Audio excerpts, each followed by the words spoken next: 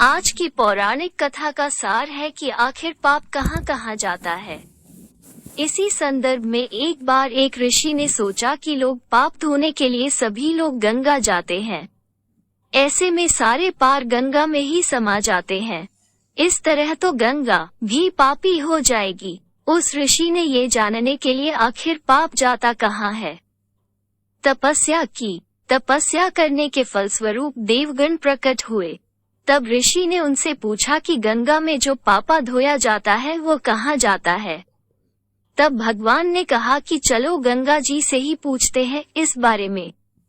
ऋषि और भगवान दोनों ने ही गंगा जी से पूछा कि हे गंगे, सब लोग तुम्हारे यहाँ पाप धोते हैं तो इसका मतलब क्या आप भी पापी हुई?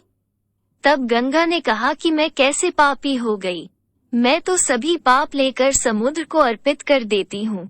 इसके बाद ऋषि और भगवान समुद्र के पास गए और उनसे पूछा कि हे सागर, गंगा सभी पाप आपको अर्पित कर देती है तो क्या आप पापी हो गए?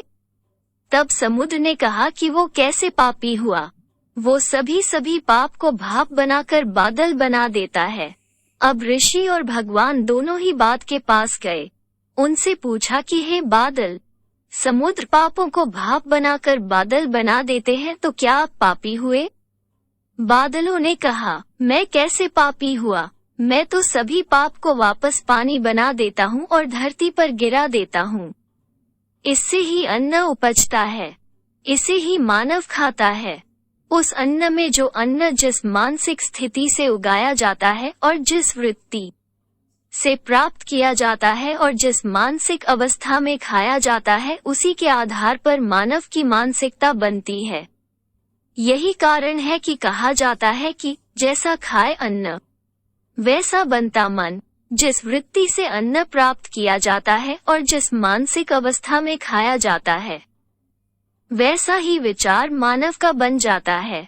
ऐसे में हमेशा भोजन शांत रहकर ही ग्रहण करना चाहिए। अन्न जिस धन से खरीदा जाए वो धन भी श्रम का होना चाहिए।